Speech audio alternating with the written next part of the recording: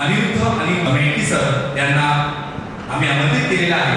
ते mechanical engineer, international speed math trainers, motivational speaker, career counsellor, math professor, director आणि foundation विधान याचे कार्यरत आहे आणि त्यासाठी मी प्रमुख पाहुण्यांना या रंगमंचावर आमंत्रित करीत आहे. प्रोफेसर अनिरुद्ध आणि मेंढकी सर.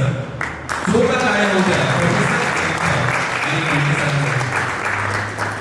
मी या पुढसूत्र सरांच्या हातामध्ये देत आहे. Next field very important field that is science.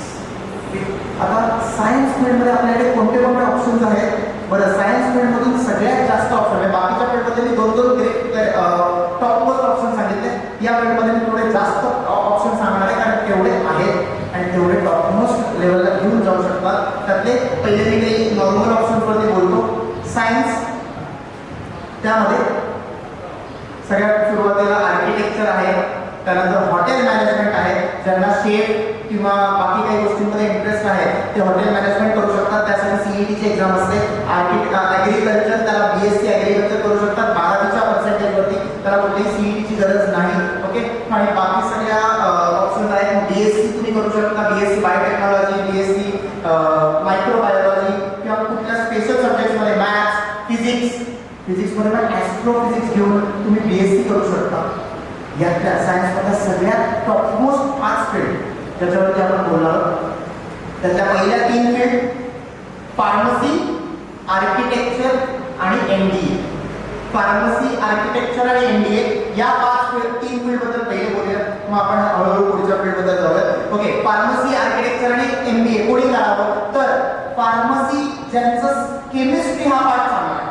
Okay, कारण फार्मसीचं पूर्ण शिक्षण हे केमिस्ट्रीवर डिपेंड करतं. म्हणजे तुम्ही CET देऊ शकता, फिजिक्स केमिस्ट्री मॅथ्स किंवा फिजिक्स केमिस्ट्री बायो दोन्ही सब्जेक्ट घेऊन तुम्ही CET देता येते, कारण त्याच्या दोघांमध्येही C आहे. C म्हणजे केमिस्ट्री आहे. जर केमिस्ट्री चांगलं असेल तर फार्मसीला जाऊ शकता.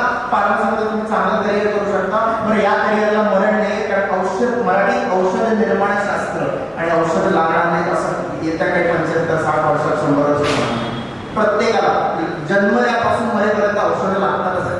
सो फार्मसी हा एक चांगला ऑप्शन आहे जर तुम्हाला केमिस्ट्रीमध्ये इंटरेस्ट असेल तर. आता मगाशी मी सांगितलं ते फॅसिनेशन आणि कॅपॅबिलिटी. माझं ड्रॉइंग खूप चांगलं आहे, पण माझे घरचे नाही म्हणतात ड्रॉइंगमध्ये करिअर करा. कारण ड्रॉइंगमध्ये करिअर केल्यानंतर माझं एखाद्याला आवडलेलं तर तो लाखोला विकत घेईल, पण त्यात तो विकत घेण्याला तेवढी जाण पाहिजे. ओके, जर माझं ड्रॉइंग तेवढ्याला विकलं गेलं नाही तर माझ्या आता फक्त एक एज्युकेशन राहतं, एक छोटंसं एज्युकेशन BA म्हणून. ओके, त्याच्यावरती मला काही जॉब मिळणार नाही आहे. माझ्या क्रिएटिव्हिटीवरती मग ते तर मी सॅटर्डे संडेला पण करू शकतो असं जर डोक्यात असेल तर ड्रॉइंगचा सगळ्यात चांगला उपयोग ॲज अ करिअर म्हणून आणि चांगल्या लेवलला जाण्यासाठी कोणी करून घेत असेल तर ते सेकंड फील्ड आर्किटेक्चर. आर्किटेक्चरमध्ये 2च सब्जेक्ट असतात. म्हणजे एक्झाम देताना नाटा नावाची एक्झाम द्यावी लागते. National aptitude test for architecture ही किंवा JEE पेपर 2 देता येतो. या दोन्ही एक्झाममध्ये 2च सब्जेक्ट असतात, एक मॅथ्स आणि एक दुसरा ड्रॉइंग. सो मॅथ्स आणि ड्रॉइंग हे 2 सब्जेक्टवरती आपल्याला म्हणजे फिजिक्स नाही, केमिस्ट्री नाही, काही नाही. आपल्याला वर्गपुढचा अभ्यास करायचा आहे. आर्किटेक्चरच्या एक्झामसाठी कुठलेही फिजिक्स किंवा केमिस्ट्रीचा अभ्यास करावा लागत नाही. मॅथ्स आणि ड्रॉइंग हे 2च सब्जेक्ट आहेत. त्यात पण जे मॅथ्स आहे ते बेसिक मॅथ्स आहे. आपल्याकडे सायन्सचा ॲक्च्युअल मॅथ्स नाही. रेशो प्रपोर्शन जे तुम्ही 6वीला बघितलंय, डिस्टन्स फॉर्म्युला तुम्ही 9वीला बघितलाय. सो बेसिक मॅथ्स आहे. सो मॅथ्स आणि ड्रॉइंग तुम्ही चांगलं करत असाल तर आर्किटेक्चर तुमच्याकडे खूप चांगला ऑप्शन आहे. बाकी सॅटर्डे संडे तुम्ही ॲज अ ड्रॉइंग हॉबी म्हणून करू शकता. तिसरा ऑप्शन MBA, ज्यांना आर्मी, एअरफोर्स, नेव्ही सारख्या क्षेत्रात जायचं आहे, देशाची सेवा करायची. ओके, त्यांच्यासाठी NDA हा खूप चांगला ऑप्शन आहे. NDA साठी सायन्स कंपल्सरी आहे. बरं, NDA करताना कुठली सगळ्यात महत्त्वाची गोष्ट असते तर ती म्हणजे मेडिकल टेस्ट किंवा फिजिकल टेस्ट. ओके, तुमची हाईट, बॉडी, वजन आणि रनिंग, लांब उडी, उंच उडी या सगळ्या गोष्टी जर परफेक्ट असतील, बरं तुम्ही नेटवर सर्च करा, तिथे पायामध्ये एक विशिष्ट अँगल लागतो, तो अँगल त्यापेक्षा जास्त असेल तर तुम्हाला रिजेक्ट केलं जातं. सो बेसिकली मेडिकल क्लिअर करणं ही सगळ्यात महत्त्वाची गोष्ट आहे NDA मध्ये. त्यानंतर एक थेरी एक्झाम होते, जी थेरी एक्झाम आपण आपल्या 11वी-12वीच्या आयुष्यात 3दा देऊ शकतो. ओके, 3दा आपल्याला एक्झाम देऊन बघता येते, त्यात एकही क्लिअर झालं तरी होऊन जातं. आणि त्यानंतर सगळ्यात शेवटी येतो SSB इंटरव्ह्यू. समोर आपल्यासमोर एक कर्नल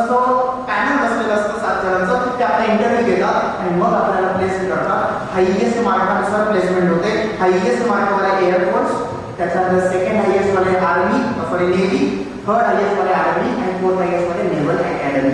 सो 4 ऑप्शन मध्ये फरक केला जातो. सो सगळ्यात जास्त मार्क एअरफोर्सला लागतात, सेकंड नेव्हीला लागतात, थर्ड वन आर्मीला आणि सगळ्यात शेवटी तुम्हाला नेव्हल अकॅडमीला ऍडमिशन मिळतं. पण देशाची सेवा करायची आहे आणि तिकडे जाऊन तुम्ही सेम शिक्षण घेता.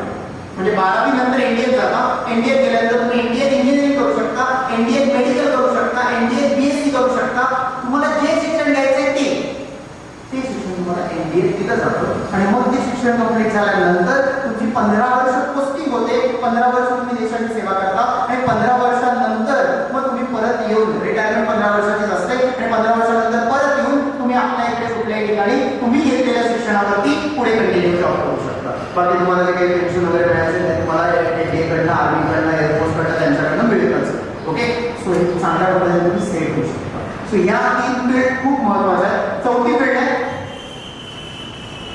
सायन्समध्ये. आज जर सायन्स घेणारे मुलं 80 ते 85% मुलं जर कुठल्या साईडला जात असतील किंवा विचार करून येत असतील तर त्या पुढच्या 2 फील्ड आहेत. त्यातली सगळ्यात पहिली फील्ड आहे इंजिनिअरिंग. जवळजवळ आज आत्ता मार्केटमध्ये 30 प्रकारचे इंजिनिअरिंग आहेत.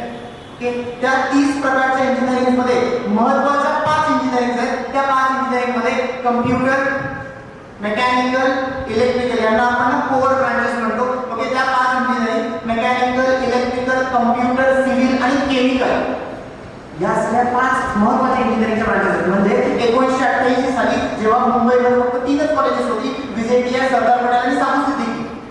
त्यानंतर 92-94 पासून इतकी कॉलेजेस झाले की ऐरोली पासून पनवेलपर्यंत दत्ता मेघे, लोकमान्य टिळक, भारतीय विद्यापीठ, तेरणा, एसी पाटील, सरस्वती खारघर, एमजीएम, प्रत्येक स्टेशनला एक कॉलेज. ठाण्यात 3 कॉलेजेस आहेत. एपी शाळा, न्यू हॉरिझॉन आणि केसी कॉलेज. त्यानंतर पुढे विद्याविहारला एक कॉलेज आहे, जे सोमया. पुढे सायनला कॉलेज आहे, चेंबूरला कॉलेज आहे, त्यानंतर माटुंग्याला कॉलेज आहे. Every city has one college. पण जेव्हा 1988 ला 3 लिमिटेड कॉलेज होती, त्या 3 लिमिटेड कॉलेजमध्ये फक्त 3च ब्रांचेस होत्या, मेकॅनिकल, सिव्हिल, इलेक्ट्रिकल. पुढे त्या ब्रांचेसमध्ये 4 वर्षात सिलेबस मेंटेन करणं कठीण झालं, म्हणून एक ब्रांच बाहेर निघत गेली. मग इलेक्ट्रिकल मधून इलेक्ट्रॉनिक्स बाहेर पडली, इलेक्ट्रॉनिक्स नंतर इलेक्ट्रॉनिक्स आणि टेलिकम्युनिकेशन बाहेर पडलं, मेकॅट्रॉनिक्स बाहेर पडलं. 1992-93 आसपास कम्प्युटर डिपार्टमेंट लॉन्च झालं. त्याच्या आधी कम्प्युटरच नव्हते कोणाकडे. सो कम्प्युटर डिपार्टमेंट लॉन्च झालं. त्यानंतर 94 नंतर कम्प्युटर लॅब झाला, मग कम्प्युटर ब्रांच सुरू झाली.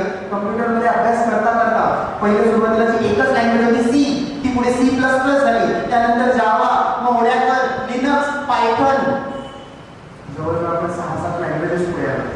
आणि या प्रत्येक लँग्वेजला एक इंजिनिअरिंग ब्रांच. आर्टिफिशियल इंटेलिजन्स आता नेक्स्ट 5 ते 10 वर्षात तुम्ही बसल्या जागी, आता तरी आपल्याला बटन चालू करायला उठावं लागतंय, तिथे बसल्या जागी अजून बाहेर आली आपल्याकडे येते. ओके, बसल्या जागी सांगितल्यानंतर फॅन ऑन होईल, लाईट चालू होईल, इव्हन घरातला गॅस चालू करायचा आहे तरी गॅस ऑन होईल. आता आपण गाड्याच लावतो बसल्या जागी. काय सिरी, अलेक्सा ऐकलं असेल तर. ओके, सो अलेक्साला आपण सांगितलं की गाड्या लागतात. इथून पुढे तुम्ही सांगितल्याबरोबर सगळी कामं होणार आहेत. तुम्हाला आळशी काढण्याचं पक्क प्रयोजन करून ठेवलेलं आहे एआय आणि डीएससी.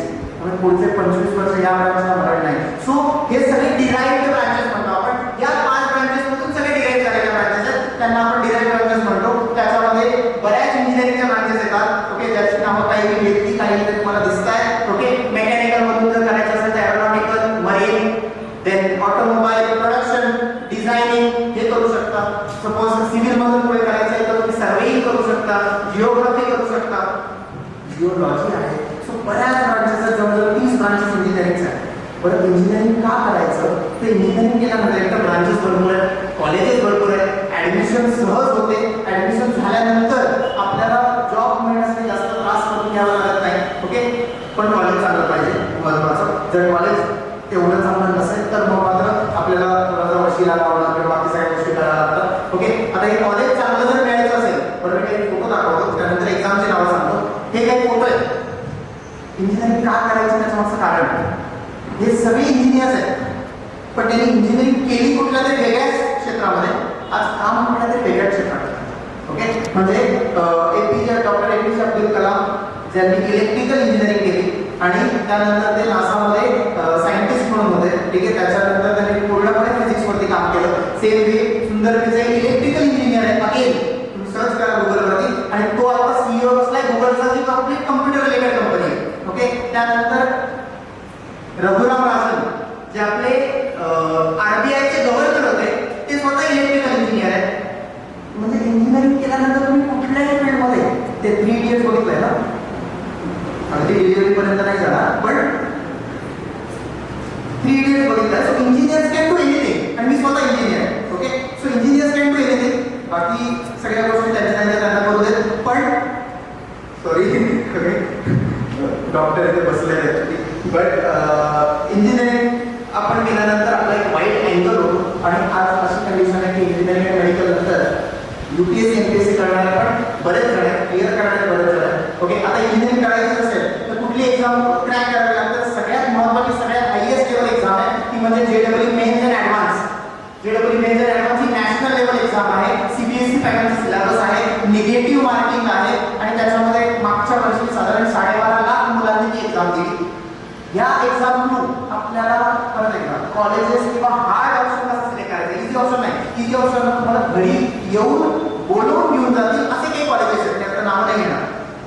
तुम्ही कुठलीही एक्झाम दिली नाहीत ना, CET JEE कुठलीही, तुमच्या 12वीच्या मार्कांवरती तुम्हाला घरी येऊन इंजिनिअरिंगला घेऊन जाईल. पण कुठल्या कॉलेजला ऍडमिशन मिळालं पाहिजे मग? तर top most college IIT, Indian institute of technology. Second top NIT, national institute of technology. Third IISc, Indian institute of science. Fourth IIIT, Indian institute of information technology. आणि fifth autonomous colleges. Autonomous colleges मध्ये कोण येतात? महाराष्ट्रात 7 autonomous colleges आहेत. त्यापैकी विजय आणि सरदार पटेल मुंबईत आहेत, COEP college of engineering Pune, and VIT Vishwakarma institute of technology पुण्यात, वालचंद कॉलेज सांगलीला. सो ही काही 6-7 ऑटोनॉमस कॉलेजेस आहेत. काही कॉलेजेसच्या स्वतःच्या ब्रांचेस आहेत, म्हणजे Birla institute of technology BITS, आणि VIT Bangalore institute of technology VIT BITS. Okay. So या सगळ्या कॉलेजेसमध्ये जर ऍडमिशन मिळाली, आता तुम्हाला एक 10-12 नावं घेतली, त्यातलं कुठलंही कॉलेज इंजिनिअरिंगसाठी मिळालं तर आपल्याला घरी बसायची वेळ येत नाही. आपल्याला 100%, 100% प्लेसमेंट, म्हणजे कमीत कमी 2 कंपनी आपल्याला घ्यायला रेडी असतात. आपल्याला त्यांना सांगायचं असतं की मला तुम्ही पॅकेज किती देणार. सगळ्या कॉलेजेस ऍडमिशन मिळालं तर हे सोडून जर ऍडमिशन मिळालं तर आपल्याला जर विचारावं लागेल, मग तो आपल्याला सांगेल मागचा 14.5 मध्ये करत होता, तो 14 मध्ये करत होता. परत आपल्याला परत एकदा एक्झाम तीच आहे, सगळेजण हीच एक्झाम देणार आहे. आपल्याला किती मार्क मिळत आहे, आपण किती कष्ट घेतोय त्याच्यावरती डिपेंड करतो. ओके. आपल्याला त्या पद्धतीने डिसाईड करावं लागेल. Next is medical field. Medical फील्डमध्ये MBBS, BAMS, BHMS, BDS and BBSc या 5 महत्त्वाच्या फील्ड आहेत. आणि त्यानंतर येतात पॅरामेडिकल फील्ड, त्याच्याबद्दल आपण पुढे बोलूया. पहिल्या 5 फील्ड बद्दल बोलूया, MBBS, BHMS, BAMS आणि BDS आणि बाकी सगळ्या गोष्टी. MBBS जर करायचं आहे, या मेडिकल फील्डला जाण्यासाठी एक एक्झाम असते नीट नावाची. ओके. ती नीट नावाची एक्झाम 720 मार्काची असते. ती 720 मार्काची एक्झाम परत एकदा CBSE पॅटर्नची आहे. इंजिनिअरिंगमध्ये ऑप्शन नाही आहे. मी कमीत कमी 5 एक्झाम सांगितले. CET पण आहे, VIT पण आहे, BITS पिलानी पण आहे, JEE पण आहे. ओके. काही कॉलेजच्या पर्सनल एक्झाम्स पण आहेत. नीटमध्ये म्हणजे मेडिकलला जाण्यासाठी एकच ऑप्शन आहे, तो म्हणजे नीट. तुमची जर नीट क्लिअर झाली नाही, तुम्हाला मेडिकलला जाता येत नाही. बरं, मग मुलं काय करतात, तर 2 ऑप्शन त्यांच्यासमोर असतात. एक, मला जर MBBSच व्हायचं आहे, which is a highest and topmost field, तर तुम्हाला साधारण 550 पेक्षा जास्तच मार्क पाहिजे, तरच तुम्हाला ऍडमिशन मिळेल. मुंबईमध्ये ऍडमिशन पाहिजे तर कमीत कमी 600 पेक्षा जास्त मार्क पाहिजे. 720 पैकी थोडंसं कास्टचा बेनिफिट मिळू शकतो, इकडे तिकडे थोडेफार मार्क होऊ शकतात. पण 600 पेक्षा जास्त असतं तर मुंबई, आणि 550 पेक्षा जास्त असतं तर महाराष्ट्रात MBBS ला ऍडमिशन मिळू शकतं गव्हर्नमेंट कॉलेजला. बरं, मी मगाशीच म्हटलं गव्हर्नमेंट कॉलेजला नाही मिळालं काय फरक पडतो, तो फरक हा पडतो की जिथे तुम्हाला साधारण 1 लाखापर्यंत वर्ष होऊ शकतं, तेच डायरेक्ट 25 लाख होतं. म्हणजे पूर्ण खर्च हा 1 कोटी होता. हा एक एवढाच फरक आहे, छोटासा फरक आहे, पण आहे छोटासा आहे ना, खूप मोठा आहे. काही जण याच्यामुळे आपला गोल चेंज करतात. ओके. सो 720 पैकी तेवढे मार्क असतील तरच MBBS ला जाता येतं. पण 2 गोष्टी होतात, सर डॉक्टर तर बनायचं आहे कन्फर्म, पण मला मार्क जर मिळाले तर पहिल्या अटेम्प्टला, ते पहिल्या अटेम्प्टलाच मार्क असे मिळाले, एक 100 आहे, 150 आहे, 200 आहे, 250 आहे, व्हॉटएव्हर. आणि 200 वरून 600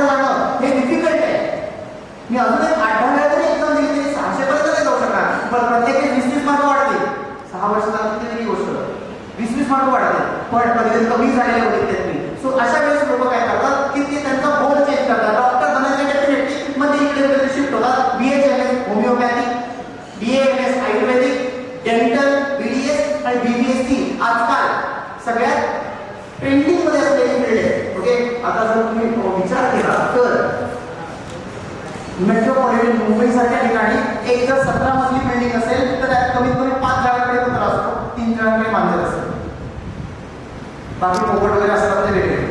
पण या सगळ्यांना एकच डॉक्टर लागतो, तो म्हणजे BBSC वेटरनरी सायन्स. ज्यांना प्राण्यांची आवड आहे त्यांनी वेटरनरी सायन्स करावं. कसं असतं, जर मी MBBS डॉक्टर जरी झालो तरी मी लिहून दिलेल्या गोळ्या घ्यायला त्या माणसाला मेडिकलमध्ये वेगळं जावं लागतं. जेवण घेण्यासाठी स्टेशनरी किंवा जनरल स्टोअर्स वेगळे आहे. ओके, सगळे दुकानं वेगळे आहेत. BBSC डॉक्टरकडेच तुम्हाला त्याचं जेवण पण मिळणार.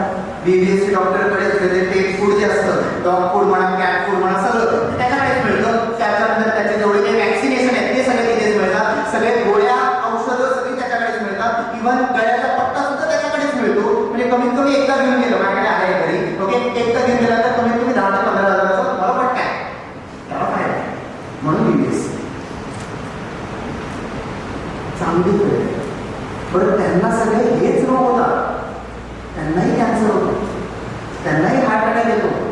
मला ऐकून कदाचित कन्फ्युजिंग वाटेल, पण त्यांना सगळे हेच, कारण ते मॅमर्स आहेत, त्यांनाही सगळे हेच रोग होतात जे मेन मेन माणसांना होतात. माणसांना त्याचे सेक्शन्स केलेले आहेत. इथे तो सेक्शन नाही आहे अजून तरी, कदाचित पुढच्या 10 वर्ष होऊ शकेल तिथे ही सेक्शन. पण आता तरी ही फील्ड सगळ्यात सिक्युअर फील्ड आहे आणि सगळ्यात चांगली फील्ड आहे. गावांमध्ये ओके जनरली गोठेच्या गोठे असतात, 100 गाई म्हशी असतात. ओके, त्यामुळे त्यांचा प्रत्येक महिन्याचा फक्त चेकिंगचाच खर्च लाखो आहे. एवढे लोक कमवतात. दुसरं ऑप्शन, जर मला MBBSच करायचं आहे, मार्क कमी मिळाले, तुम्ही एक ऑप्शन सांगितलं की आपण इथे शिफ्ट होऊ शकतो. किंवा दुसरं ऑप्शन, जर मला MBBSच करायचं आहे मग मला गॅप घ्यायचं आणि पुढच्या वर्षी परत एक्झाम द्यायची. ओके, आता कंडिशन अशी आहे की 21,40,000 मुलांनी MBBSची म्हणजे नीटची एक्झाम दिली आहे. त्यात 40,000 गव्हर्नमेंटच्या सीट आहेत ऑल ओव्हर इंडिया. मग 40,000 गव्हर्नमेंटच्या सीट संपल्यानंतर काय, मग ती मुलं या कुठल्या तरी फील्डला शिफ्ट होतात किंवा परत पुढच्या वर्षी एक्झाम नीटची एक्झाम परत देऊ शकतो. पण मेडिकलवाल्यांना वयाचं काहीच नसतं, कारण मेडिकल ऑलरेडी 5 वर्षाचं. त्यानंतर MS जर करायचं असेल तर ते 2 वर्षाचं, त्यानंतर प्रॅक्टिस 1 वर्ष, म्हणजे जवळजवळ 10 वर्ष तुम्हाला सर्जन व्हायला लागतातच कंपल्सरी.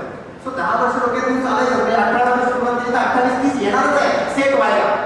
चांगलं कमवायला 32-34 येईल. पण एकदा चालू झालं की मग टेन्शन नाही. पण 10 वर्ष मिनिमम पकडून चालायचीच कंपल्सरी. सो हे आहेच. ओके, त्यानंतर अजून काही ऑप्शन आहेत मेडिकल फील्डमध्ये की सपोज मला आतून माहिती आहे की मला मेडिकल फील्ड करायची आहे. सर मला आत्ता 11वीला जातानाच माहिती आहे की मला 700 पैकी 600 स्कोर करायला डिफिकल्ट आहे, कारण मला ऑलरेडी सायन्स 1 मध्ये किंवा सायन्स 2 मध्येच 40 पैकी 25च मार्क आहे, 28च मार्क आहे. सो आपल्याला माहिती आहे आपण एवढा स्कोर होत नाही, पण सर डॉक्टर मला लागलं पाहिजे नावाच्या मागे, तर त्याच्या पुढचे ऑप्शन असेल पॅरामेडिकल कोर्सेस. ह्या पॅरामेडिकल कोर्सेसमध्ये आता यांना खूप स्कोप येत चालला आहे. त्यातलं सगळ्यात महत्त्वाचं फिजिओथेरपी, रेडिओलॉजी, त्यानंतर न्यूट्रिशनिस्ट, डायटिशियनिस्ट. म्हणजे सपोज मी उद्या मला काहीतरी बरं नाही आहे म्हणून मी फोर्टिसला ॲडमिट झालो किंवा मी ज्युपिटरला ॲडमिट झालो, चांगल्या कुठल्यातरी हॉस्पिटलला ॲडमिट झाल्यानंतर सगळ्यात आधी सकाळी मला भेटायला येतो तो डायटिशियनिस्ट असतो. तो तुम्हाला विचारतो तुम्हाला BP आहे, शुगर आहे, तुम्हाला कसली ॲलर्जी आहे, आणि तो तुमचा दिवस भरात तुम्हाला कधी सूप दिलं पाहिजे, काय नाश्ता दिला पाहिजे, काय जेवण दिलं पाहिजे, आणि याचं तुम्हाला नको असेल तरी तुमच्या बिलामध्ये लावलं जातं. सगळ्यात चांगल्या हॉस्पिटलला एक डायटिशियनिस्ट, एक न्यूट्रिशनिस्ट, सगळ्यात चांगल्या ऑर्थोपेडिक्स बरोबर एक फिजिओथेरपिस्ट येतोच. मी गाडीवरून पडलो, पाय मुरगळला, डॉक्टरकडे गेलो, डॉक्टरला दाखवलं, डॉक्टरने मला त्या एका दिवसाचं 800 रुपये घेतले, कारण तो ऑर्थोपेडिक सर्जन आहे, त्यामुळे त्याने 800 रुपये फीस घेतली, औषधं लिहून दिली. पुढे 15 दिवस रोज एक सेटिंग 1 तासासाठी तो फिजिओथेरपी बरोबर करायचा. सो आपण ऑर्थोपेडिककडे एकदा, फिजिओथेरपिस्टकडे 15 वेळा.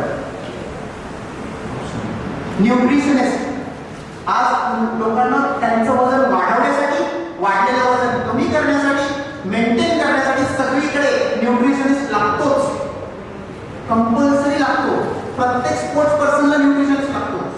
ह्या सगळ्या गोष्टी आहेत ज्या आपल्याला डॉक्टर बनवू शकतात, पण यांना मार्कही तेवढे लागत नाहीत. 720 पैकी मला 200 मार्क आहेत, तरी मला फिजिओथेरपीला ऍडमिशन मिळू शकतं. मागच्या आहे. ओके, सो मार्क कमी असले तरी ऍडमिशन होतं, डॉक्टर बनू शकतो आपण आणि या फील्डमध्ये बनू शकतो. बरं, याचा तुम्ही किती चांगलं बोलताय, पेशंटची ट्रीट किती चांगलं करताय, त्यानुसार तुमचा सक्सेस रेट पॉसिबल आहे. ओके, सो या सगळ्या फील्ड आहेत. बाकी नर्सिंग DMLT आहेच, पण त्यात थोड्याशा खालती आहेत फील्ड. आणि याच्यासाठी मी मगाशी म्हटलं तसं कुठली एक्झाम द्यावी लागते, तर नीट पॅरामेडिकल असो मेडिकल असो, फक्त नीट एक्झामच द्यावी लागते आणि नीट शिवाय दुसरा कुठलाही ऑप्शन नाही. ती मी लिहिलंय, तुम्ही कदाचित याला ओळखत असाल. ओके, हा नितीन पटेल आहे, भारतीय क्रिकेट टीम बरोबर नेहमी असतो. हा स्पोर्ट्स फिजिओथेरपिस्ट आहे. म्हणजे फिजिओथेरपी झाल्यानंतर आपण पुढे चाइल्ड फिजिओथेरपी म्हणजे पेडियाट्रिक फिजिओथेरपी किंवा स्पोर्ट्स फिजिओथेरपी अशा काही याच्यात आपण स्पेशलायझेशन करू शकतो. हा भारतीय टीम बरोबर सगळ्या ठिकाणी फिरतो, सगळे देश फिरतो. हा स्पोर्ट्स फिजिओथेरपिस्ट आहे. हा फक्त भारतीय टीम बरोबरचा आहे, क्रिकेट टीम बरोबरचा, हॉकी टीम बरोबर वेगळा आहे, फुटबॉल टीम बरोबर वेगळा आहे. काही पर्सनल म्हणजे टेनिस खेळणाऱ्यांबरोबर एक फिजिओथेरपिस्ट असतो, आपल्या ऑलिम्पिक टीम बरोबर वेगळा फिजिओथेरपिस्ट जातो. सो त्यांचा निर्णय होणं पगारही छान असतो आणि आयुष्यही सुखकर असतं. याची मार्केटिंग करत नाही आहे फिजिओथेरपीची, पण हे ऑप्शन तुम्हाला देतो. ओके, म्हणजे मग MBBS डॉक्टर झालं उत्तम. परत एकदा पहिला ऑप्शन कॅपॅबिलिटी, मला जमणार आहे का हे स्वतःला विचारा. आणि जमणार नसेल तर आपल्याला डॉक्टर होणं गरजेचं आहे, पण डॉक्टर बनणं कन्फर्म आहे कारण की माझं लहानपणापासूनचा स्वप्न आहे. मग मी ठरवेन की मला कुठला डॉक्टर व्हायचा आहे, प्रत्येक डॉक्टरला तेवढाच मान आहे. या पद्धतीने आपल्याला डिसाईड करायचं आहे. ओके, त्यानंतर इथे बसलेले जे स्टुडंट्स आहेत त्या स्टुडंट्सपैकी बरेच जण अजूनही कन्फ्युज आहेत किंवा तुमचे मित्र जे आता घरी बसले. ओके, तुमचे आता जे मालक इथे आहेत त्यांचे काही फ्रेंड्स घरी बसलेत आणि त्यांना कन्फ्युजन आहे अजून पण ते जूनच्या रिझल्ट पर्यंत थांबले आहेत. ओके, त्यांच्यासाठी हे पुढचे 2 पॉईंट महत्वाचे आहेत की आता मी सांगितलेले ऑप्शन आहेत आर्ट्स, कॉमर्स, सायन्स आणि डिप्लोमा, कोणी कुठला घ्यावा हेही सांगितलं. पण मग डिसाईड कसं करायचं, तर हे 2 ऑप्शन खूप महत्वाचे आहेत. मॅक्झिमम टॉपमोस्ट फील्ड्स म्हणजे बाकीच्या सगळ्या क्षेत्रामध्ये 2-2 फील्ड सांगितल्यात, इकडे टॉपमोस्ट फील्ड्स कमीत कमी 5 ते 6 आहेत. की topmost field maximum topmost field start from science. आणि दुसरं हे एक्झाम्पल मी माझ्या प्रत्येक सेंटरमध्ये देतो. Okay, students can decide after 12th science also.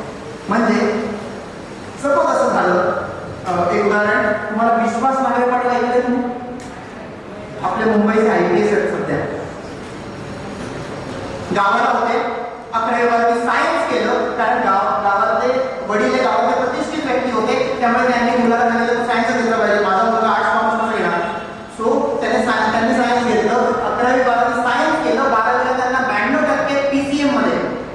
So 12वीला 92% असणारा मुलगा कधीही कुठेही इंजिनिअरिंग ऍडमिशन घेऊ शकला असता. पण त्या 2 वर्षात गावात एकदा IPS ची व्हिजिट झाली, त्यांनी IPS चा ताफा बघितला, 4 गाड्या मागे 4 गाड्या पुढे, आणि त्या ताफ्याने त्यांचं मन बदललं. त्या 2 वर्षात त्यांनी डिसाईड केलं की बनायचं तर IPSच बनायचं आहे. आणि त्यानंतर त्यांनी आफ्टर 12th सायन्स 92% असून सुद्धा BA हिस्ट्री सब्जेक्ट घेतला आणि BA कम्प्लीट केलं हिस्ट्री सब्जेक्टमध्ये. पहिला अटेम्प्ट क्लिअर झाले नाही, दुसऱ्या अटेम्प्टला ते IPS म्हणून सिलेक्ट झाले.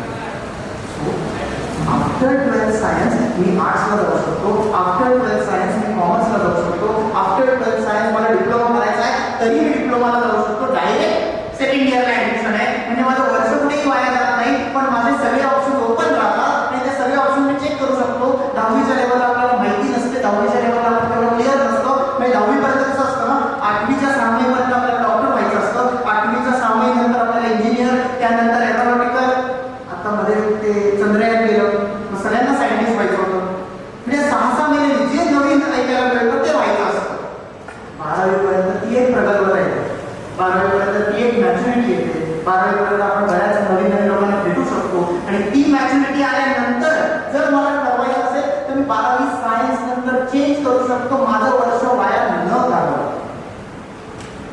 जर कॉमर्स घेतलं, आर्ट्स घेतलं, ठरलं असेल, मी मला म्हटलं ठरलं असेल माझं एखाद्या कलेमध्ये प्रभुत्व आहे तर मी आर्ट्सच घेतलं पाहिजे. मला CA करायचं आहे तर मला कॉमर्सच घेतलं पाहिजे, कारण 11वीपासून बेसिक CA, बेसिक अकाउंट आणि ॲडव्हान्स अकाउंट आल्याशिवाय तुम्ही CAची एक्झाम देऊ शकत नाही.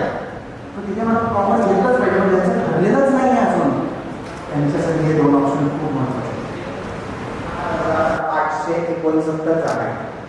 पूर्ण भारतात प्रत्येक राज्यात एक IIT आहे. काही राज्यांना तर ते काय म्हणतात त्याला भाग्यही लाभलं नाही.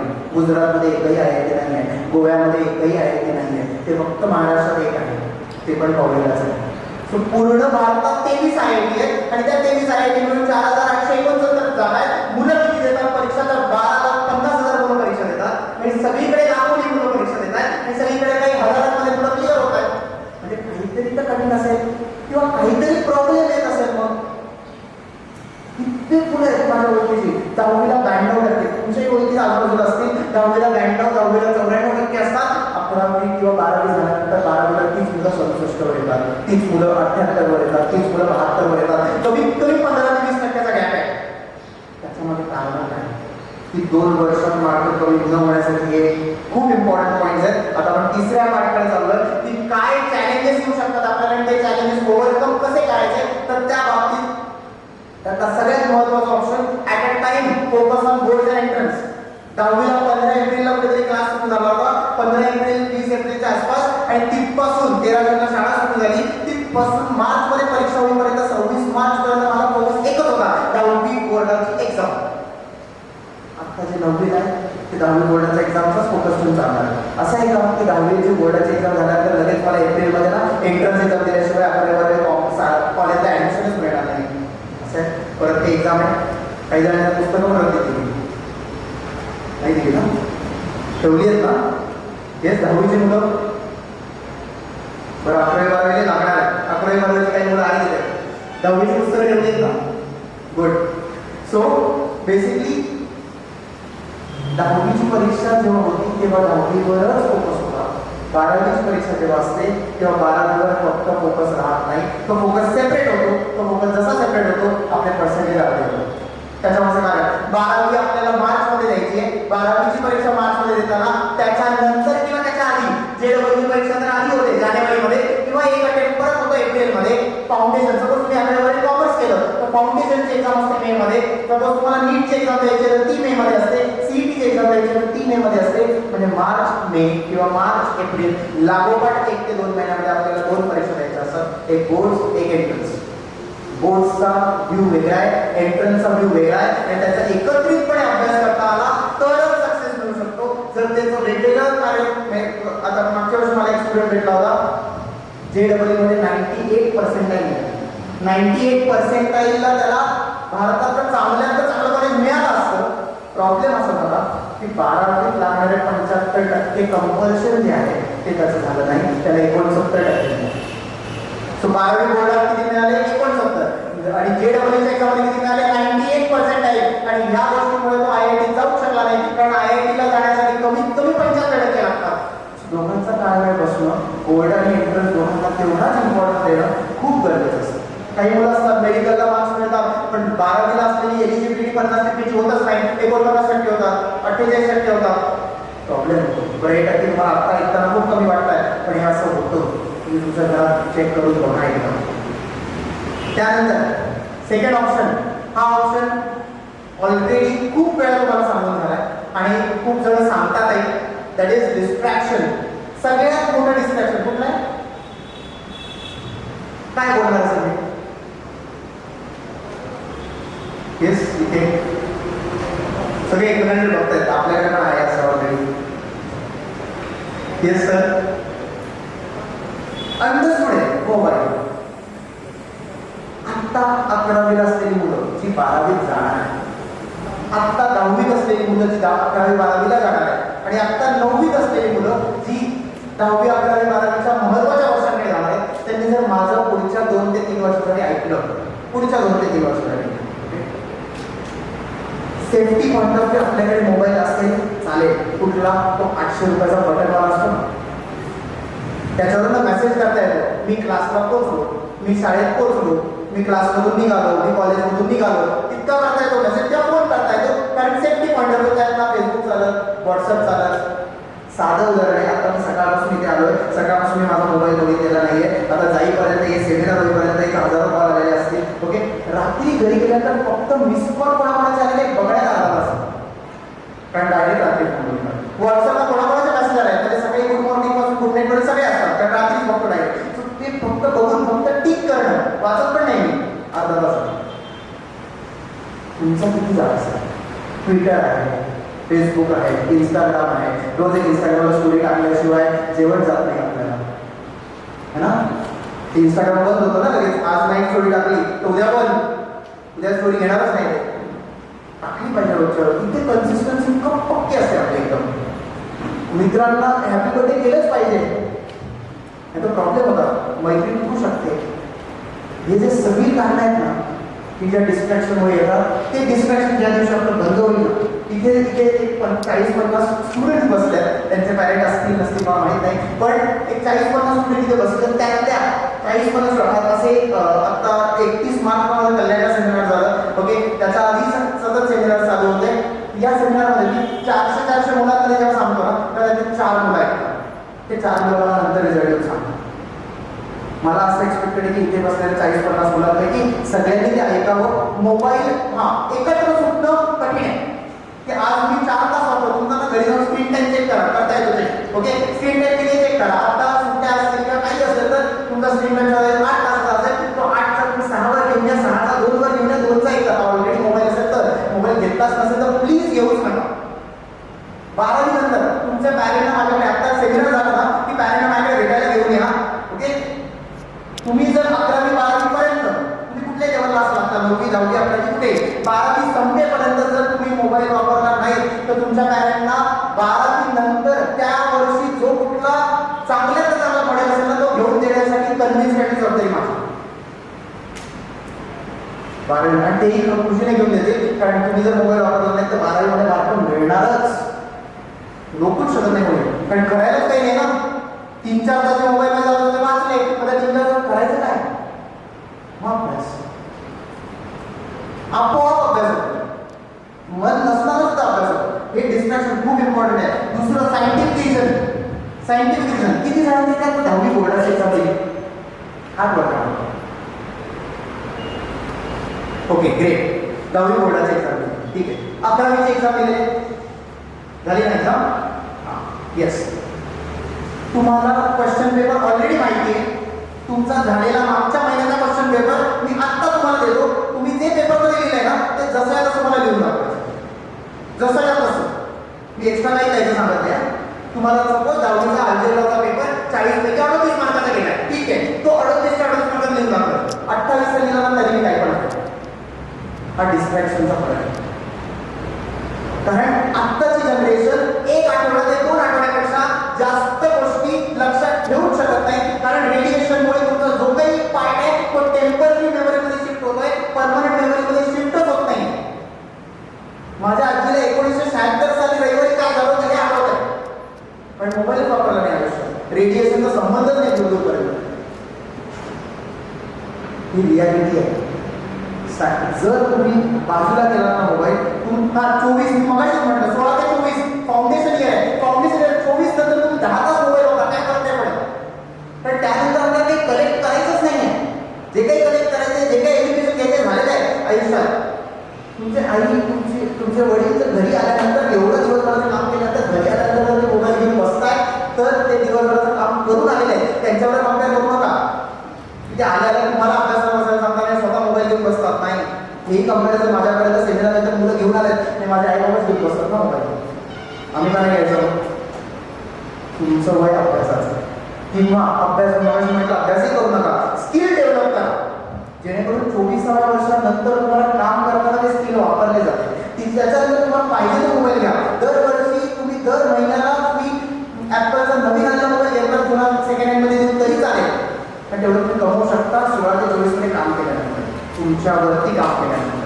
सो हे सगळ्यात इम्पॉर्टंट पॉईंट आहे. Third point, lack of time management, planning, vision, lack of awareness about competition and delay in entire process. हे 3 पॉईंट एकत्र मी सांगतो. ओके, कसे फरक पडतो? Lack of planning and vision. 10वी दिलेली आहे. शाळेचं नाव? ओके, किती मुलं होती 10वी दिलेली यावर्षी? 89 मुलं होती. ओके, बसा. एका शाळेत 89 मुलं होती. त्याच्यापेक्षा एखादी मोठी शाळा असेल तिथे 200 मुलं असतील, 250 मुलं असतील. आत्ता 10वीचा रिझल्ट लागेल. 10वीचा रिझल्ट लागला मला 92% मिळतील आणि मी शाळेची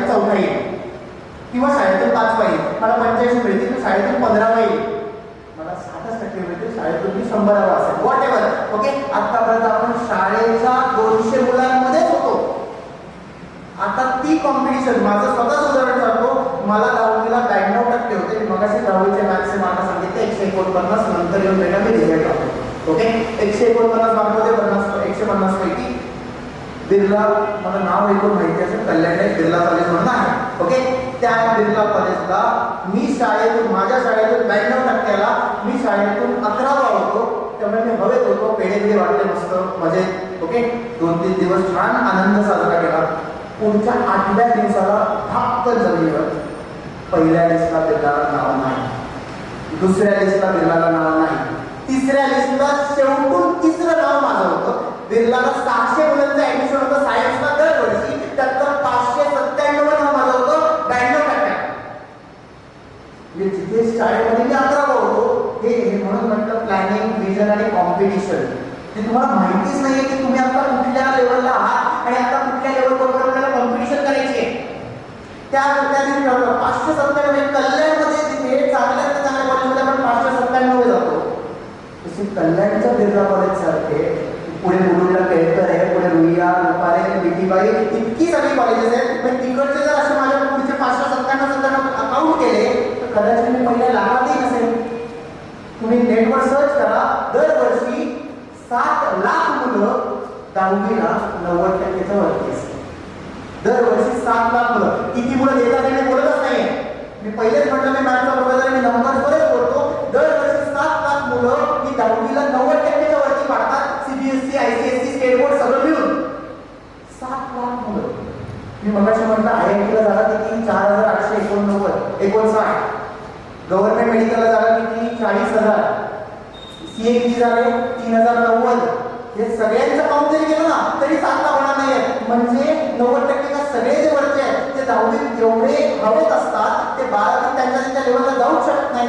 कारण त्यांना या कॉम्पिटिशनची माहितीच नाहीये, त्यांना अभ्यास कधी करायचं माहिती नाहीये. 10वीला ऑक्टोबर नंतर नोव्हेंबर, डिसेंबर, जानेवारी 3 महिने मत लावून अभ्यास केला. कारण ऑक्टोबरपर्यंत आपण सिलेबस संपण्याची वाट बघत होतो.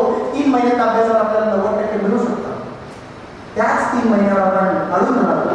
12वीतही आपण अभ्यास पूर्ण वर्षभर करत नाही. त्या 3 महिन्यावर आपण येतो आणि त्या 3 महिन्यात 12वीला अभ्यास केल्यानंतर 60च मिळतात, 90 मिळू शकतो. हा माझ्या गेल्या 15 वर्षाचा एक्सपिरियन्स. सो प्लॅनिंग असणं, दररोज 2 तास अभ्यास करा चालेल. शेवटच्या 12 तास करून सुद्धा होतो. 11वी-12वी सायन्सनी किंवा कुठल्याही 11वी-12वीच्या स्ट्रीमची ही खासियत आहे. ओके, आणि शेवटचं guided by many branded institute. म्हणजे जर मला सुरुवात लेट झाली, डिले इन एंटायर प्रोसेस, म्हणजे आता मी मगाशी म्हणून म्हटलं की पुढच्या 6 ते 7 दिवसात मला ठरवायचं की तुमचं करिअर काय आहे, त्यासाठी कशी मदत करणार आहे मी तुम्हाला ते मी पुढे सांगणार आहे. पण पुढच्या 6 ते 7 दिवसात तुमचं करिअर डिसाईड करून तुम्हाला डन करायचं आहे. त्याचं म्हणजे कारण जर तुम्ही रिझल्टपर्यंत थांबलात तर आज अशी कंडिशन आहे की 11वी-12वी सायन्सचे क्लासेस सुरू झाले. काही जणांनी 8वीलाच लावलाय. 8वी, 9वी, 10वी फाउंडेशन, 8वी, 9वी, 10वी फाउंडेशन मध्ये ते मुलं 3 वर्षात ऑलरेडी 11वी-12वी सायन्सचा 50 ते 60% अभ्यास करून मोकळे झाले. त्यांना उरलेला 40% करायचा. कॉम्पिटिशन कोणाची बरोबर. काही मुलं यावर्षी 12वी घेणार आहेत मार्चमध्ये आणि त्यांना ऑलरेडी माहिती आहे की माझं सिलेक्शन होणार नाहीये, त्यामुळे ते 1 वर्ष अजून थांबणार आहेत. म्हणजे पुढच्या वर्षी तुमच्या बरोबर जेव्हा ते एक्झाम देतील तेव्हा ते थांबलेली मुलं त्यांनी 12वी ऑलरेडी दिली आहे, त्यांना नीट परीक्षेचा अनुभव आहे, म्हणजे ते पुढच्या वेळी तुमच्यापेक्षा सरसच आहे. या कॉम्पिटिशनला जर मला मागे टाकायचं असेल आणि मी जर जून पर्यंत वाट बघितली 10वीचा रिझल्ट लागेपर्यंत, तर ऑलरेडी मी एप्रिल, मे, जून ते 3 वर्ष 8वी, 10वीचे गेले तर वेगळे. एप्रिल, मे, जून ऑलरेडी 3 महिने लेट आहे. 3 महिने अजून लेट केला तर मग नंतर आपण काय करतो तर आपण ऐकिवावर किंवा जे आपल्याला बॅनरवरती रिझल्ट दिसतात ते रिझल्ट बघून एखाद्या इन्स्टिट्यूटला ऍडमिशन घेतो आणि त्या ऍडमिशनवरती तो मुलगा टॉपर आहे, त्या क्लासमधला कदाचित त्या क्लासला तो नसेलही, आपल्याला काय माहिती, पण तो टॉपर आला म्हणून मलाही तेवढेच मार्क मिळतील असंही काही नाही आहे. मी जर 3 महिने उशिरा सुरुवात करतोय तर मला त्याच्यावर मार्क कसं मिळतील. त्याने जर 8वी पासून सुरुवात केली असेल तर मी कम्पेअर कसं करणार त्याच्याबरोबर. आणि हा फॉल्स गायडन्स बऱ्याच इन्स्टिट्यूट कडनं मिळतो आणि तो एक फॉल्स गायडन्स द्यायल्यानंतर आपल्याला स्कोर वाढते. आपलं एवढं चांगलं क्लास लावून सुद्धा आपल्याला पक्का मार्क नाही मिळाले असा प्रश्न आहे. पण आपणच सुरुवात शेवटी केली, आपणच सुरुवात लेट केली. ओके, बऱ्याच इन्स्टिट्यूटला मागच्या वर्षी पेपरमध्ये आलेला फोटो आहे. मागच्या वर्षी पेपरमध्ये आलाय, तुम्ही गुगल करू शकता. बरेच मोठे मोठे इन्स्टिट्यूट म्हणजे जवळजवळ 3 ते 4 इन्स्टिट्यूटमध्ये नीटमध्ये पहिला आलेला आणि जेडब्ल्यू मध्ये पहिला आलेला फोकस सेम होता. मग शिकला काय नक्की किंवा पहिला आल्यानंतर 4-5 क्लासला जात असेल बाबा, पण तुम्ही जर बघितलं तर सेम फोटो 4-5 क्लासेसच्या बोर्डावर आहे. आणि असा फॉल्स गायडन्स जेव्हा दिला जातो त्यावेळेस बोर्डावर बघून करण्यापेक्षा तिथे लेक्चर अटेंड केल्यानंतर त्यातल्या प्रोफेसरची क्वालिटी ऐकल्यानंतर तिकडे आपली सिस्टीम तपासून बघितल्यानंतर तिकडच्या टेस्ट सिरीज बघितल्यानंतर आपण जेव्हा डिसाईड करतो तेव्हा तो आपला रिझल्ट असतो. इथे फोटोमध्ये बघून तो त्याचा रिझल्ट तो आपला होऊ नाही शकतो. सो या गोष्टी सगळ्यात महत्त्वाच्या आहेत ज्या मी मगाशी सांगितल्या. हे चॅलेंजेस जर आपल्याला काढायचे असतील, ह्या चॅलेंजेसवर काम करायचं असेल, ओके, तर पुढचे काही दिवस मी तुम्हाला एक सोल्युशन देणार आहे. त्या सोल्युशनमध्ये ओके किती मुलं आता 10वी झालेली जी मुलं आहेत त्यांनी मग शाळेवर घ्यावा, किती मुलांनी इथे फील्ड डिसाईड केली, सर सायन्स डिसाईड आहे, सर कॉमर्स डिसाईड आहे, किती मुलं आहेत डिसाईड केली की सर हेच करायचं कन्फर्म. सायन्स ज्यांनी डिसाईड केलं आहे सायन्समध्ये काय करायचं आहे हे किती मुलांनी डिसाईड केलं आहे? बरं ठीक आहे, हात वर करत नसतील पण काही जणांचं डिसाईडेड असेल म्हणजे तू सांग मग मी पण सांगते असं काही जणांचं चांगलं ओके, पण ठीक हरकत नाही ओके. पण त्यासाठी तुम्हाला काय करावं लागेल तर सगळ्यात आधी या 5 स्टेपमध्ये जावं लागेल. ओके 5 स्टेप कुठले आहेत? तर गोल सेटिंग. या गोल सेटिंग मध्ये मी तुम्हाला सगळ्यात जास्त मदत करू शकतो. आपण काय करणार आहोत तर 20 तारखेपासून 20 एप्रिल पासून okay physics, chemistry, maths, bio या 4 विषयांचे आपण लेक्चर सुरू करतोय, डेमो लेक्चर्स. यासाठी तुम्हाला क्लास लावायचा आहे का? तर नाही, तुम्हाला लेक्चरला फक्त येऊन बसायचं. कारण तुमचं अजून ठरलेलंच नाहीये की मला कुठले सब्जेक्ट समजणार आहे, मला कुठले सब्जेक्ट आवडत आहे. तर physics, chemistry, maths, bio okay हे 4च सब्जेक्ट सायन्समध्ये असतात. बाकी कम्प्युटर सायन्स, जिओग्राफी, IT हे असतातच, त्याचा काही फरक पडत नाही. ओके देताना एक्झाम आपण PCM किंवा PCB वरच देतो. त्यामुळे आपल्याला ह्या 4 सब्जेक्टचे मी लेक्चर अरेंज केले 20 एप्रिल पासून. 20 एप्रिल पासून ते लेक्चर प्रत्येक दिवशी एक लेक्चर असणार आहे, रविवारी सुट्टी असणार आहे. सो रविवारी तुम्ही फिरायला जाऊ शकता ओके. आणि लेक्चर पण दिवसभरात डेमो लेक्चर 2 तासाचं असणार आहे, बाकी दिवसभर तुमच्याकडे मोकळा आहे ओके. सो त्या 2 तासात तुम्हाला हे लेक्चर अटेंड करायचं आहे आणि त्याच लेक्चरमध्ये मी स्वतः त्याच्यामध्ये मॅथ्सचं लेक्चर घेणार आहे आणि त्या मॅथ्सच्या लेक्चरमध्ये मी अजून तुम्हाला गोल सेटिंग बद्दलच्या काही गोष्टी सांगणार आहे. सो गोल सेट करायला आपल्याला सोपं जाईल. सो पुढचे 20 तारखेपासून पुढचे 8 दिवस आपण आपल्यावर स्वतःवर काम करणार आहोत आणि त्यामध्ये आपण हे डिसाईड करणार आहोत की आपल्याला काय जमतंय. 2च गोष्टी होतील सर, गेल्या आठवड्याभरात किंवा 2 आठवड्यात फिजिक्स, केमिस्ट्री, मॅथ्स, बायोचे लेक्चर झाले, मला त्यातलं फिजिक्स, केमिस्ट्री, मॅथ्स कळलं, बायो कळलं नाही. फिजिक्स, केमिस्ट्री, बायो कळलं, मॅथ्स डोक्यावरून गेलं, फिजिक्स, केमिस्ट्री कळलंच नाही. असं काहीतरी होऊ शकतं. जर तुम्हाला फिजिक्स, केमिस्ट्री कळलंच नाही तुम्ही सायन्स घेऊच नका, कारण सगळ्या एक्झाममध्ये फिजिक्स, केमिस्ट्री आहेच. मॅथ्स आणि बायो ऑप्शन आहे. PCM घेऊ शकता की PCB, PCच समजलं नाही फिजिक्स आणि केमिस्ट्री, मॅथ्स बायो घेऊच शकत नाही आपण किंवा मॅथ्स बायोमध्ये करिअरच करू शकत नाही फिजिक्स केमिस्ट्री शिवाय. मग आपण कुठेतरी कॉमर्स किंवा आर्ट्सचा विचार करूया. मग त्याच्यात कुठल्या काही विचार करायचा ते मी सांगतो तुम्हाला. जर सपोज तुम्हाला कळलं की नाही फिजिक्स, केमिस्ट्री, मॅथ्स, बायो मला वाटत होतं तेवढं काही सायन्स मधील नाहीये, मला हे जमतंय आणि याच्यात हे 3 सब्जेक्टवर मी जास्त फोकस करू शकतो. कदाचित असंही होईल की मॅथ्स आणि बायो दोन्ही आवडेल, दोन्ही ठेवा. त्यानंतर आपण डिसाईड करू. PCMB ठेवून आपण फार्मसीला जाऊ शकतो, PCMB ठेवून आपण ऍग्रिकल्चर करू शकतो, PCMB ठेवून आपण MBA करू शकतो.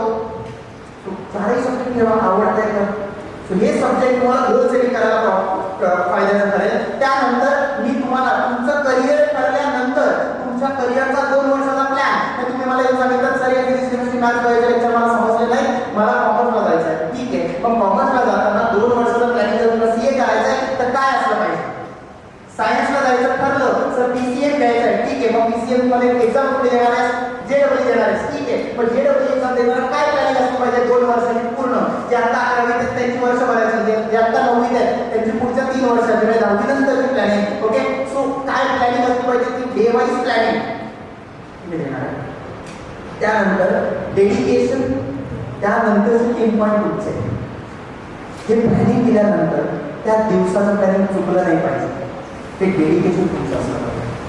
तरच लेवल प्लॅनिंग आपण रोज बनवतो. मी दर 1 जानेवारीला ठरवतो मी जिंकला जाणार.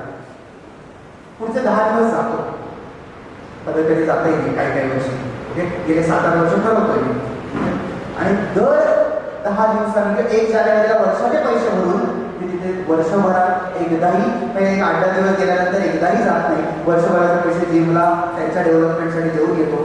माझी डेव्हलपमेंट यात काहीच होत नाही, कारण डेडिकेशन नाही. प्लॅनिंग त्यांनी सगळी दिलेली आहे.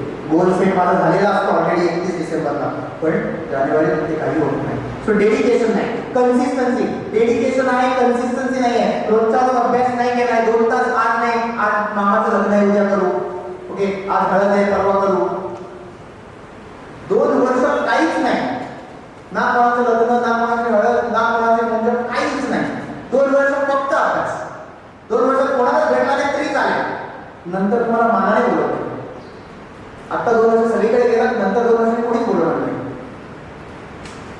कन्सिस्टन्सी आहे. Know mixed association. Know mixed association म्हणजे हे 8 दिवस 10 दिवस तुमचे, हे 8 दिवस 10 दिवस लेक्चरला बसा आणि 10 दिवसात ठरवा, 1 मे पर्यंत ठरवा की काय करायचंय. एकदा ठरलं तोपर्यंत प्लॅनिंग आहे, तोपर्यंत टर्म आहे. जर एकदा ठरलं, नो मिक्स्ड असोसिएशन म्हणजे सर आर्किटेक्चर करू का इंजिनिअरिंग करू, इंजिनिअरिंग करू का मेडिकल करू, कन्फ्युजन नकोच. कन्फ्युजन असेल तर रिझल्ट येणार नाही.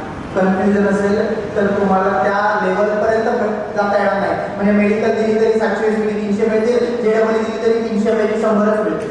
दोन्हीमध्ये अर्धे अर्धे. त्यापेक्षा ते 300ला एकत्र करायचे, 100चे 200 तरी होतील, आयआयटीला ऍडमिशन होईल, किंवा ते 100 इकडे घेऊन या, इथे 300चे 550 होतील, मेडिकलला ऍडमिशन मिळेल. एकच काय, नो मिक्स असोसिएशन.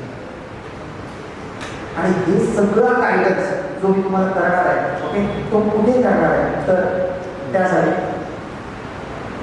आणि तो कसा करणार आहे तर त्यासाठी पुढच्या 2 स्लाइड खूप महत्त्वाचं आहे. पहिलं, स्टुडंट्स, पॅरेंट्स आणि इन्स्टिट्यूट यांचं जे त्रिकूट आहे ते कम्प्लीट होणं खूप इम्पॉर्टंट आहे. स्टुडंट मी मगाशी जे म्हटलं त्या पद्धतीने डेडिकेशन दाखवते. पॅरेंट्स त्यांना त्याच्यामध्ये मदत करते. कुठलाही पॅरेंट, आता पॅरेंट किती आहेत मला माहित नाही, पण जर सगळ्यांचे पॅरेंट आले तर व्हेरी गुड. ज्या स्टुडंटचे पॅरेंट आलेले नाही आहेत ते घरी जाऊन सांगतील पॅरेंटना, किंवा ते मला भेटायला घेऊन येतील पर्सनली. पॅरेंट्स एकच गोष्ट करायची, 10वी पर्यंत आपण खूप सिरियस असतो. पॅरेंट जसे आपण आपल्या बघायला जातो ना, एक वाक्य मी गेल्या 15 वर्षात ऐकलंय सगळ्या पॅरेंट्सकडनं, सर ते 10वी पर्यंत आम्हाला तुला समजत होतं, आम्ही अभ्यास घेतला, बाजूला बसून तिला कॉपी करून घेतली, रात्री अभ्यास करताना ती करत होती तेव्हा. आता 11वी-12वीत मुलं मोठी झाली, आम्हाला काहीच कळत नाही आहे, ओके. मग आता हे सगळं तुमच्या हातात दिलं, तुम्ही करा काय करायचं. हे ज्या दिवशी पॅरेंट वाक्य वापरतील त्या दिवशी मुलं हातातून गेली म्हणून समजा. काहीच समजत नसेल तरी चालेल, पण दर 8 दिवसांनी तुम्ही लावलेल्या क्लासमध्ये किंवा तुम्ही जॉईन केलेल्या कॉलेजमध्ये जाऊन भेटायचंच.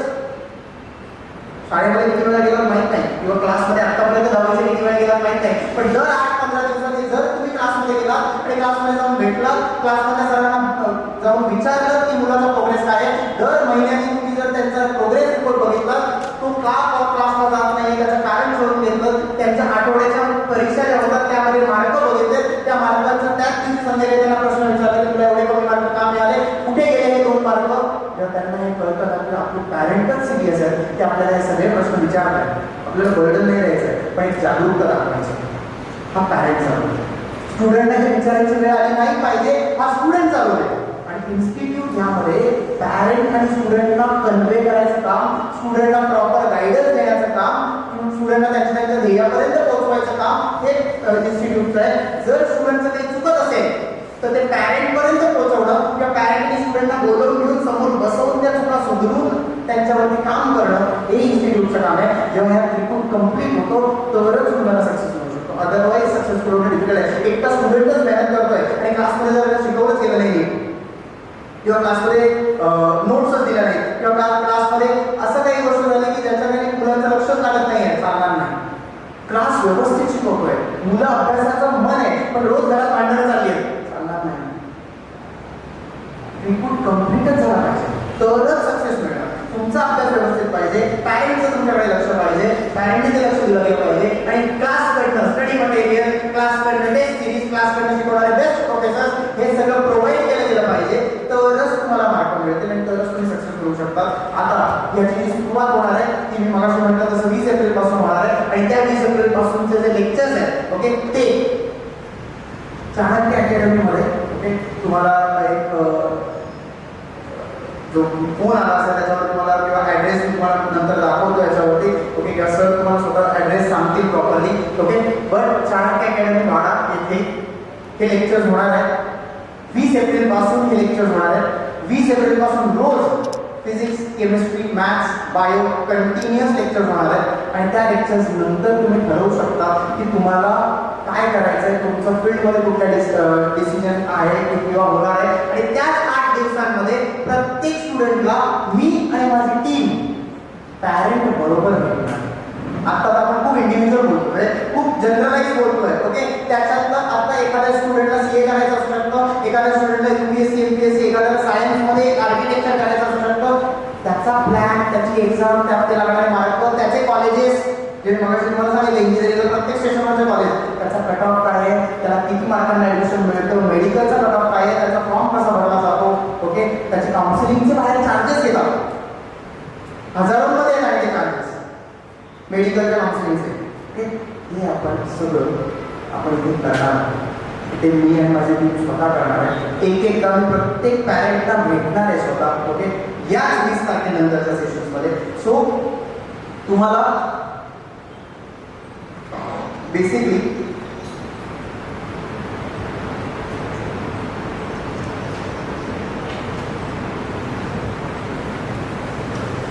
यासाठी तुमच्याकडे एक फीडबॅक फॉर्म दिला आहे. त्या फीडबॅक फॉर्म वरती रजिस्ट्रेशन किंवा तुम्ही अटेंड करणार आहात यासाठी येस करायचं आहे ओके. 20 पासून ते लेक्चर्स आहेत काही 20 पासून ते लेक्चर्स कंटिन्यू रोज होणार आहेत ओके. त्या लेक्चरला तुम्हाला बसायचं आहे का, तुम्ही ते लेक्चर बसणार आहात का याचा आज मी फीडबॅक फॉर्म भरायला तुम्हाला वेळ देणार आहे डोंट वरी ओके. तर ते फीडबॅक फॉर्म तुम्हाला सगळ्यांना भरायचा आहे आणि ते सरांना सबमिट करायचं आहे. ज्यांच्या त्या फीडबॅक फॉर्ममध्ये येस असेल त्यांनाच कॉल केला जाईल कारण लिमिटेड सीट्स आहेत आणि जर मला पर्सनली सगळ्यांना भेटायचं असेल तर मी एवढ्या लोकांना भेटू शकत नाही. सो त्यातले जे पहिले मोजके काही स्टुडंट्स आहेत त्यांनाच आपण तिथे बोलवू, त्यांना आपण तिथे गाईड करणार आहोत, त्यांना तिथे लेक्चरला बसायला सांगणार आहोत ओके. आणि त्यामुळे त्याच्यात आता 3 फायदे होणार आहेत आपले. पहिला फायदा आपल्याला लेक्चर अटेंड केल्यानंतर हे कळेल की आपल्याला सायन्स जमतंय की नाही. दुसरा फायदा तुमचं करिअरचा पूर्ण पाठ हा माझ्याकडे रेडी होईल. आणि तिसरा फायदा जर तुम्हाला 11वी 12वी सायन्स समजलं किंवा करायचं ठरलं आणि ते प्रोफेसर आवडले तर पुढच्या 2 वर्षात तुमचं गोल सेट होईल. तुमच्या 2 वर्षाचा पुढचं टेन्शन गायब होईल. पुढच्या 2 वर्ष तुम्हाला कुठलं इन्स्टिट्यूट जॉईन करायचं आहे हा टेन्शन निघून जाईल. आणि आपल्याला असे काही 11-12 सायन्ससाठी इन्स्टिट्यूट लावायला जनरली ठाणा कल्याण मुंबईकडे जावं लागतं. त्याच्या बदल्यात तेच मुंबई कल्याणचे सगळे प्रोफेसर जे माझ्या ओळखीचे सगळे मी स्वतः इंटरनॅशनल स्पीड मॅथ्स करणार आहे ओके. आणि माझे सगळे जे इंजिनिअरिंग आणि मेडिकलचे बॅकग्राऊंडचे प्रोफेसर आहेत ते सगळे तुम्हाला शिकवायला इकडे वाड्यावर येणार आहेत. तर तुम्हाला ट्रॅव्हल करून तिथे राहून तिथे मेस हॉस्टेल किंवा पूर्ण फॅमिली तिकडे घेऊन जाऊन रेंटचा वेगळा खर्च करायची गरज नाही, लाखोने पैसे वाया घालवायची गरज नाही. आणि हे कधी नंतर पहिले 8 ते 10 दिवस 15 दिवस तुम्ही लेक्चर बसून बघा, आवडलं तर सायन्स घेऊ. 2 वर्षानंतर जमलं नाही म्हणून चेंज करण्यापेक्षा 15 दिवस अटेंड करूया, आवडलं तर सायन्स घेऊ.